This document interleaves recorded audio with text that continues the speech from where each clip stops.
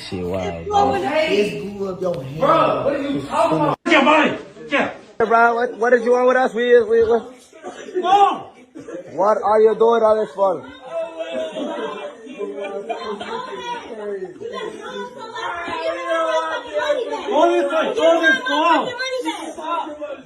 The damage is devastating and disgusting. Floors wet with backed up sewage, a 150-year-old piano destroyed, broken windows, and the pool littered with debris. This is the aftermath of a wild party promoted on the internet at this house in Monroe. There was smashed glass everywhere, garbage everywhere. When I drove by the property during the party, I could see there had to have been at least 150 to 200 people in the swimming pool. Off camera, the owner says he listed the house on Booking.com and believed he was renting the mansion on Sapphire Road to a family for the weekend.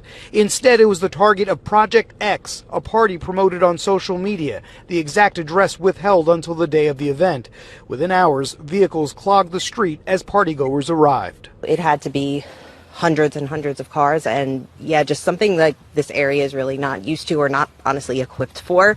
Police were called, but the location is in the unincorporated part of Monroe, patrolled by state police, which only enforce state laws, not local ordinances. Still, the town supervisor says she believes the party should have been shut down. Based on the description of damage, trespassing, what probably was underage drinking, someone found needles that implicated, illicit drug use. I was just shocked that there wasn't probable cause for the state police to respond appropriately. The party went on until the wee hours of Sunday. By the time the owner arrived from out of town, many neighbors had cleaned up most of the debris on the road. Well, we all felt horrible for the homeowner. I mean, he put so much effort and energy into building that house into a really beautiful place. I mean, when we saw all the destruction, we just all pitched in and started cleaning up. The homeowner, town supervisor, and neighbors all expressing relief that no one was hurt in an event that could have ended badly. That is crazy. And that's why when I hear people like, oh yeah, I'm putting my house on Airbnb. Yeah, okay. You rolling the dice with that one. I gotta say this, because you know what's coming. You're going to have people that own these homes. They're gonna see you being young and black, and they're gonna say, nope, we're not renting our home to you. And then you're going to have people get online and complain that it's racism as to why it's because I'm black. No, it's because y'all don't know how to act. Right. And when you start talking about doing things like this, I mean, I would assume that the insurance may cover it. And I would assume that maybe Airbnb has some form of insurance as well. I'm not really familiar, with that. This is sad, man. You hit on it immediately. I'm watching it. The first thing I see, I say, oh man, they're black.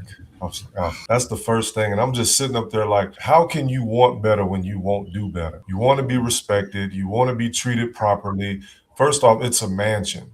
Like, you throwing a party in someone else's property, you destroying it, you putting firecrackers on the counter. What sense does that even make? But this is just pure stupidity.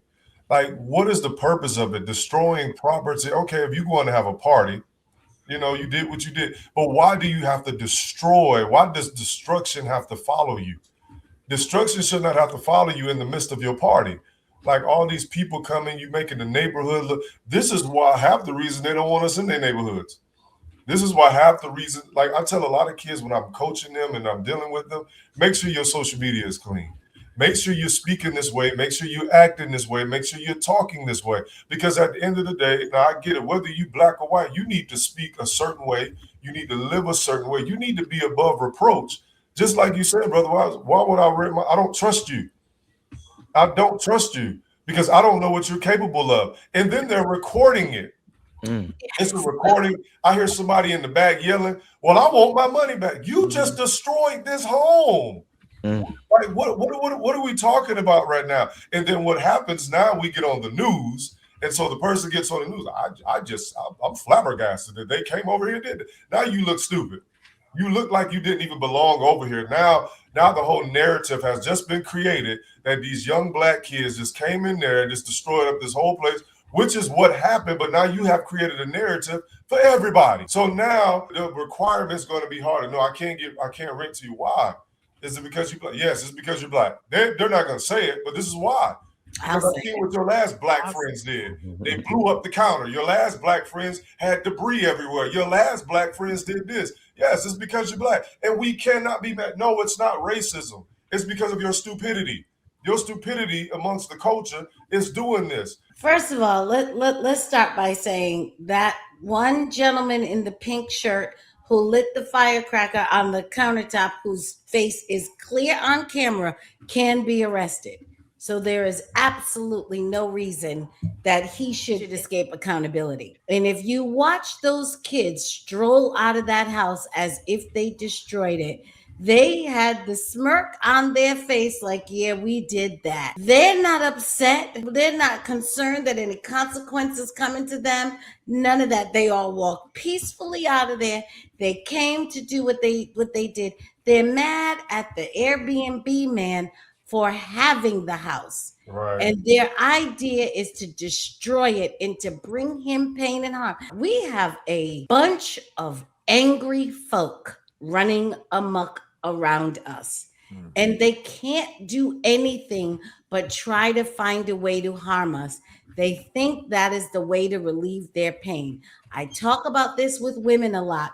We are going to have to really understand mental illness. It is not what we typically have thought it was. It is not these old diagnostic labels that they used to put on people. Yes, some of that is true, but most of this is damage that is created from people when they're young, from having broken families. Yep. And they know that they were not properly loved and nurtured into maturity. And now they're stuck in adulthood, immature, unable to function as adults. And those people have come now to your society to bring chaos to you because they're mad about what happened in their life. So I'm going to take this from a different point of view. You know, people love technology. They decided they were going to get rid of all of the things. You know, back in the day, you were front facing with people. You had brick and mortar businesses and all these other things. And then people love the convenience of the Airbnbs. They love the convenience of the booking.coms. They love the convenience of that. But back in the day, those owners used to have something called property managers that were going to vet people that were coming into your home. And so people decided, you know what? They love the convenience of Airbnb. They love the convenience of all these things. And the thing is, technology is not always great. It is not always great. Because who is vetting these people? They thought that they were renting a mansion to a family. Little did they know this thing would have turned into what it is. Most property managers are doing a background check. They're doing everything before they even when you're about to rent a place, before you even touch that place, because that is their job. Their job is to vet everything because they're responsible for those owners who are not in the building. They're not in the house, so they can't vet it. They would create contracts that would make sure that any damages that come to that place, you are paying for every red cent of it for the damages that you cause in that house. Any cleanup, everything would be covered. But under Airbnb and these things, you just have to, you have to leave it out up to technology just to make sure that everything runs well. That is the problem with how technology is nowadays. When people look for convenience, and instead of going to the professionals, that is what you have to deal with. Now, as far as these, I'm going to call them egrets. Y'all can put the first letter in the front of it because they are egrets. They're not Black people, they're egrets. Sometimes as a Black person, I'm going to say this for everybody here that's watching. As a Black person, you get tired. Because when you see these egrets running around and they have the same melanin as you, then you got to fight the man, meaning society, as they look at you and be like, are you one of those egrets? And you're like, I am not one of those egrets. I don't act like that. But they're going to immediately, as they see you, think that you're one of them. So you have to combat it. And sometimes you just get tired. You get tired and listen, you don't understand how many, my mama said I need to stop doing this. And it's only the word of God that be stopping me because honestly, I just want to deck each and every one of them in their throat. I'm not even gonna lie. I'm being serious because clearly the rod was spared. So somebody has to do something because these children are atrocious. When I say they're rabid animals, and people are like, Crystal, that's so mean to call them that, but that is what they are. Right. They are rabid animals because they don't act like they have any kind of common sense.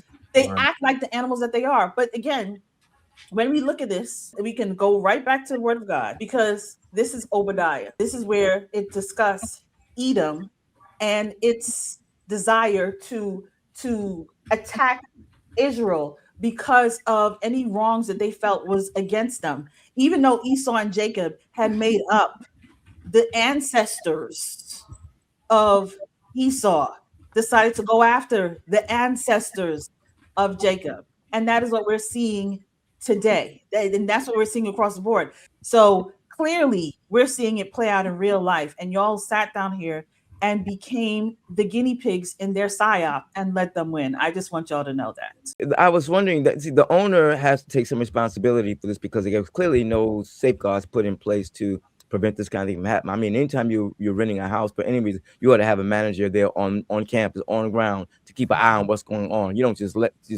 give it to somebody and let it just fall away they made. That was crazy. But the second thing I was concerned about is that why doesn't the community have police protection? They were saying that I mean, they didn't have police that they can call. They had and the highway patrolman, they said that they didn't have any jurisdiction. That didn't sound right to me. I mean, how do you have a high class community where no police protection is at? Didn't make sense to me. And the last thing was that it took a while for that party to get started. And the neighbors were saying they saw all these cars showing up. They said they had hundreds of people in there. Why did it take so long for them to even call for help? Right. You know that that's not the norm in that community. You see 50, 60 cars pulling up into, you want to be calling somebody right away. They went on all night until morning time, it said. So, there's a lot of people that need to be called into question about this. And it's not just the crazy people that did the deed. It's for crazies to do the deed, you have to have stupid to let them do it. So back in 2012, there's a movie I watched back in my sinful life. Please don't judge me. We turned over from that, but it's called Project X. That's what they based this entire house party off of. I don't know if you all have seen it. I remember that. It's entertaining, I guess, right? It's very similar. A bunch of young, dumb individuals go out, and in this case, it was their parents' house. But instead, they go to a house and they invite a whole bunch of people last minute. Everyone shows up. It's the exact same. They go into the pool. They absolutely demolish the house. But the problem is, if you watch that movie, it is not meant to be inspiration. Every single individual who threw that party had some kind of consequence, typically of the legal nature, that's going to follow them the rest of their lives, right? But the problem is, all you remember from the movie is so much fun, women, alcohol, debauchery, and everything else in between. And that in lies the issues. We don't care about consequences anymore. When I heard this woman, I know Pastor Taylor said it, the one thing that shocked me out of that entire video, it wasn't the police, because that part, unfortunately, though I don't agree, it does make sense. If you're outside of a city's jurisdiction, the state can only go off of state laws. And a lot of the noise complaint, a lot of the breaking and entering, a lot of those things, breaking maybe not, but like the noise complaints, the neighborhood disturbing the peace, a lot of that stuff's for the cities. So I'm not surprised they showed up. They're like, well, dang, we don't have the law on our side. We can just say, hey, like, hopefully you keep it down. And that's unfortunate. That really needs to be addressed. Yeah. But the challenge I have here is it racist to say that I do not want to have someone who is black rent my house? And if you say no, it's not racist, then okay. But for the stereotypical left atheist liberal individuals who are going to say, no, you could never say that. And I have a question for you. If you rent out to Airbnb and you say, this is the way I want to make some money, I have committed myself to this enterprise, I've spent money, time, and investment to get on the platform, get the house clean, and I rent it to one group, black kids come through, destroy it. So I get it cleaned up to the insurance. This is time you're never going to get back. Just because you'll get paid for it, now you got to wait for them to come. You got to sit in a busted house. You can't rent it again until it gets fixed. And so fine, you go through that because you're liberal, of course, and you don't want to be considered a racist. So you do it again, and then it happens again, and then again and again and again. I just want to know what your number is. What's your number? Are you saying I will never, ever say, maybe I shouldn't rent this to young black children? I'm just going to keep on going through this process that's going to destroy my business, make it not worthwhile. Or are you just going to quit because it's easier to just quit than it is to actually say something that people won't like? It is legal to do that if that's your primary residence, or if you have a personal access to that resident. You can discriminate against people living with you. So if that's your home, and let's say you rent it out for 2 weekends out of the month and you live somewhere else, you can discriminate. If you're a Christian, you don't have to rent to atheists. You can't, because nobody can tell you who you have to live with. But Celeste, here's the catch with that, right? One, the only people who actually exercise that on the left are the rich people on the left. They know that, right? They're very aware of that. It's why they didn't want the migrants to be shipped to Martha's Vineyard. They know, right? But as long as it's rules for thee, not for me, right? Yeah. I'm not going to do this, and I'm just going to look at the individuals that do. I'm going to call them racist for saying anything about it because I'm protected. That's why we have most of the individuals that champion for racial ideology is stereotypically white liberal women, right? Because it doesn't apply to them, right? It gives them something to champion without having to be impacted by it. And this sets a really bad precedent because young children are on social media. They're on the internet. That guarantee they have seen it. I'm terrified to see what the comments were about this, by the way. I'm sure some people were celebrating it. And it's going to, much like the teen takeovers, other people are going to bend the rules and they're going to try it because there are no consequences. There's no fear for consequences. Matter of fact, amongst a lot of individuals in the community, the consequence of going to jail is a rite of passage. So that's where we're at in society today. I'm not surprised it's happening. It's just going to probably get worse. I want to hear from you guys. What are your thoughts on any of this? Hit the like button, share the video, subscribe to the channel, turn the notifications on to all so you never miss an upload. Consider joining the ARP family or buy your brother a coffee. That link's in the description box below. And as always, keep God first. Stay prayed up. We'll catch up with you guys next time. Peace. It is God who arms me with strength. Yeah, I'm battle ready. He trains my hands for battle. My heart stays steady. But thanks be to God, he gives us the victory. Through my Lord Jesus Christ, fear can't live in me. I was down to the dirt, red clay on my shoes, old pain in my shirt, oh so bruised. Then the Lord hit my chest, kicked air from my breath, put power in my step.